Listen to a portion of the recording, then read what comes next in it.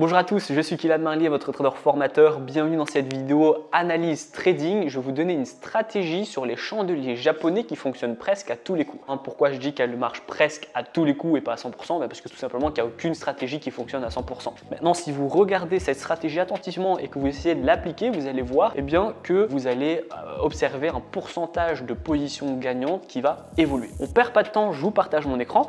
Donc je suis sur l'USD en H1. Je voulais vous montrer une stratégie sur les chandeliers. Donc quand je vous parle de stratégie sur les chandeliers, vous devez penser normalement à deux techniques. On va avoir les figures graphiques et les figures chartistes. Un chandelier, donc vous voyez, ce sont les bougies. En fonction d'un groupement de bougies, on peut parler de figures graphiques. Et si on va se focus que sur une seule bougie, on va parler de figures chartistes. Parfois, il y a des figures chartistes qui vont grouper plusieurs bougies, mais nous, de toute façon, ce qu'on va regarder, ça va être les figures graphiques, donc un groupement de bougies. Et dans cette vidéo, par exemple, je suis sur l'USD et j'ai actuellement en face de moi une figure qui vraiment est super important et super intéressant. C'est une figure de continuité, il s'agit d'un triangle. Je vais vous donner déjà un premier indice pour, voilà, au cas où vous ne l'avez pas encore vu, il est juste ici pour le support. Donc ça, c'est le support.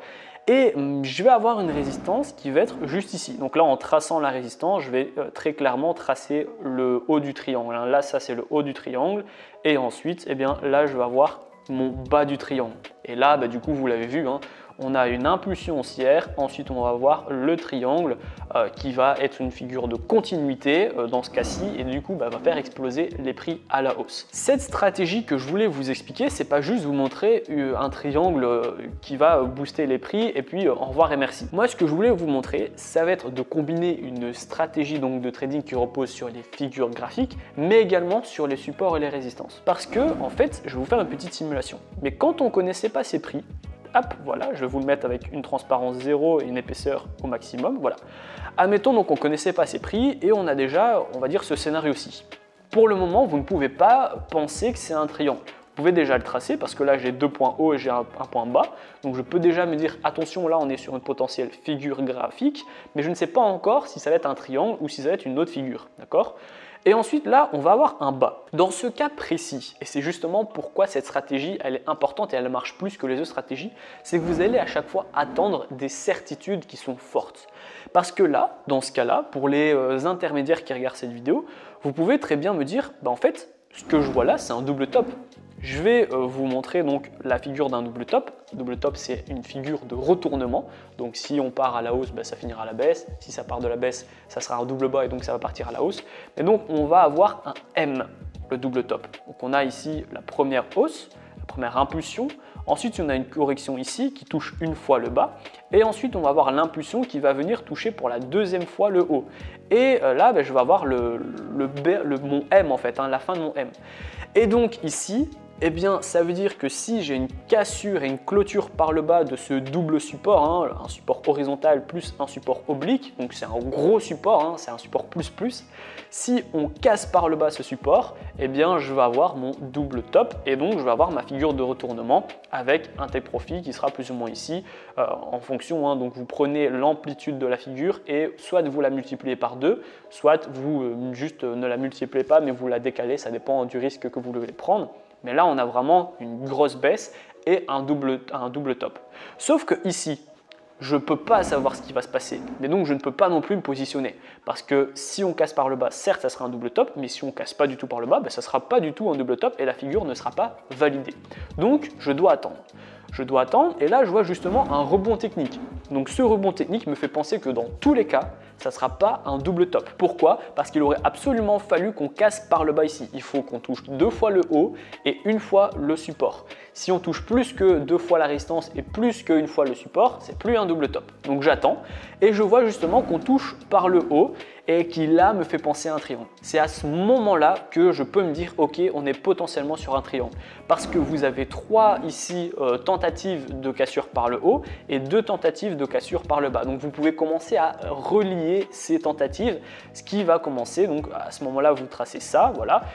Quand vous le tracez et que vous prolongez, ça donne un triangle. Donc une fois justement, grâce à cette stratégie qui va consister à attendre à chaque fois les clôtures, vous voyez déjà le triangle, vous attendez. Et surtout, ça c'est vraiment super important, vous ne vous positionnez pas encore. On se positionne jamais en plein milieu d'un triangle et dans tous les cas en plein milieu d'une figure parce que on pourrait très bien faire comme le double top juste avant. Peut-être que la figure sera invalidée parce qu'on va continuer à faire un range et ça ne va jamais exploser. Donc on attend. Tant que ça n'a pas cassé, on ne se positionne pas. On attend un petit peu. Et là, du coup, sur cette bougie-ci, on tente le bas. Donc très bien. On a tenté le haut, on n'a pas encore réussi et on a tenté le bas et on ne réussit pas encore parce que là, il y a de fortes chances que ce triangle casse à la hausse. Pourquoi il y a de fortes chances que ça casse par là-haut? Parce qu'en fait, le bas, on a un très gros support. Comme je vous l'ai raconté, c'était le support plus qui est juste ici. C'est qu'en plus d'avoir un support oblique, on a un support horizontal. Donc les prix, en fait, qu'est-ce qui va se passer? C'est qu'ils vont tenter de casser par le bas, mais vu qu'ils ne vont pas réussir à casser par le bas, ils vont essayer de casser par le haut. Et si le haut est plus facile à casser, les prix vont exploser à la hausse. Donc on attend à ce moment-là, on attend la clôture et la cassure. Je vais même zoomer pour vous montrer. Et à aucun moment, ni on casse, ni on clôture par le bas. Donc il n'y a aucun indice de signal baissier. Par contre, la bougie juste après, là, c'est à ce moment-là qu'on a un signal haussier. Du coup, à ce moment-là, étant donné qu'on a la clôture et la cassure du triangle par le haut, c'est là où on va commencer à mettre en place la stratégie trading. On va acheter maintenant. On sait qu'on peut acheter parce que déjà, on est proche du point d'entrée. Si on l'avait vraiment explosé et qu'on était plus de 50 pips du triangle, c'est dommage, mais c'est difficile de se positionner parce qu'on est déjà vraiment tout en haut. Que là, vu qu'on clôture assez relativement proche, on va pouvoir avoir un ratio super intéressant et surtout un stop loss relativement proche et bien sécurisé. Donc qu'est-ce qu'on va faire quand on va avoir cette clôture ici? On va mettre son take profit qui est déjà super facile, ça va être l'amplitude du triangle soit x2 pour les gens qui veulent prendre un peu plus de risques, soit l'amplitude du triangle qui est juste décalée pour les gens qui veulent prendre un petit peu moins de risques. Donc là on prend l'amplitude du triangle qui va être de 55 pips. Donc là on a la clôture ici, je vais aller chercher 55 pips ici, je vais devoir dézoomer un peu mon graphique, voilà. 55 pips qui va être exactement ce niveau-ci, donc les 73 380 plus ou moins, donc hop ici 73 380, voilà. Là j'ai juste l'amplitude de mon triangle qui est reportée, donc c'est le take profit classique des figures graphiques. Si vous voulez prendre un peu plus de risque, vous faites x2, donc vous n'allez pas chercher 50 pips, mais vous allez plutôt chercher 100 pips à la hausse en take profit. Donc là, on pourrait le refaire, on va mettre deux take profit, pourquoi pas. Donc là, on est à 55, donc il faut aller chercher 110. Donc là, c'est nos 57. Nos 110, on va dézoomer encore plus le graphique pour plus de précision. Nos 110 sont exactement ici, donc à 73 925. On va tracer ça, 73 925. Notez que dans tous les cas, peu importe si vous mettez le take profit basique ou le take profit un peu plus sécurisé avec un stop loss creditor ou avec un break-even votre position pour être sûr que vous avez pu profiter de cette figure, évidemment. Donc là, on attend et on va voir ce qui va se passer. Les prix vont passer à la hausse, vous l'avez vu en début de vidéo. Et donc, cette stratégie justement qui repose sur les chandeliers japonais et plus précisément sur les figures graphiques vont marcher à tous les coups en fait. Presque à tous les coups pour justement ne jamais dire 100%. Mais pourquoi je vous dis que cette stratégie elle marche presque à tous les coups? C'est que vu que vous allez à chaque fois prendre zéro risque et attendre les clôtures des bougies pour justement valider ou invalider une figure, vous l'avez vu, mais si vous n'avez pas attendu la clôture de la bougie, vous auriez pu vous positionner très fortement à la baisse en pensant que ça allait être un double top et au final vous allez toucher votre stop loss parce que ça explose à la hausse. Donc c'est là la différence de cette stratégie de trading, c'est qu'en attendant les clôtures et les cassures ou non des bougies, vous pouvez être certain de ne prendre aucun risque. En fait, lorsque vous arrivez devant votre potentiel double top, tant qu'on ne casse pas et qu'on ne clôture pas par le bas, vous prenez aucun risque parce que vous ne vous positionnez pas. Donc vous attendez en fait, il n'y a absolument pas un centime en jeu. Et à ce moment-là, donc dans le cas où pour finir c'est un triangle qui s'est fait valider, on a cassé et clôturé par le haut le triangle, c'est là où justement vous avez la certitude et la validation de votre triangle. Et du coup vous pouvez vous positionner donc avec à ce moment-là un take profit ici qui finit par être touché, Le stop loss, bon, c'est le stop loss classique, mais vous avez la possibilité donc soit de le mettre en plein milieu du triangle en disant voilà, si on touche votre stop loss, ça veut dire qu'on aura réintégré le triangle, donc c'est tout simplement une invalidation de la figure. Soit si vraiment vous voulez prendre encore plus de zéro risque, c'est de le mettre ici en dessous. Maintenant, le milieu du triangle est largement suffisant et là vous sortez avec ce genre de graphique et ce genre de stratégie avec un ratio du coup à 18 pips avec 56 pips, donc un ratio très intéressant. Pour un capital de 500 €, vous perdrez plus ou moins 1,50 €, vous gagnez 5 €. Donc vous pouvez faire le x3 pour du coup tenter de perdre 4,50 €, 5 €, voilà, et gagner ici 15 €. Vous êtes sur un ratio 1,3.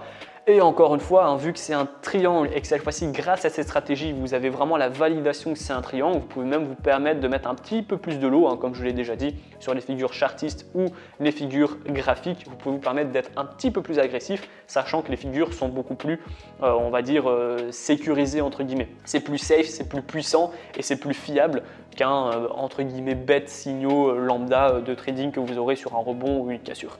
Donc voilà, la stratégie, elle fonctionne comme ça, c'est aussi simple que ça. Vous l'avez également sur l'euro USD où on avait actuellement un triangle qui a été formé grâce à un gap, justement. Donc là, j'ai mis les projections d'Osoda, mais qui n'est même pas obligatoire, c'était plutôt pour la suite. Donc là, vous avez un triangle. Vous pouvez justement le tracer, on a un bas ici et un haut ici. On tente la résistance, on tente le bas. Donc à partir vraiment, je vais vous remettre ce fameux rectangle pour vous faire une simulation. À partir de ce rebond-ci, vous savez exactement que c'est un triangle parce que vous pouvez relier les points bas et mettre une résistance sur ce contexte-là. Mais donc même si vous ne connaissez pas ce qui va se passer plus tard, vous pouvez toujours replier les points. Et donc une fois que vous avez, je vais dire, la forme de votre triangle, vous avez juste à attendre. Qu'est-ce qu'on fait là? Bon ok, on a tenté par le haut. Est-ce qu'on a cassé par le haut? Non.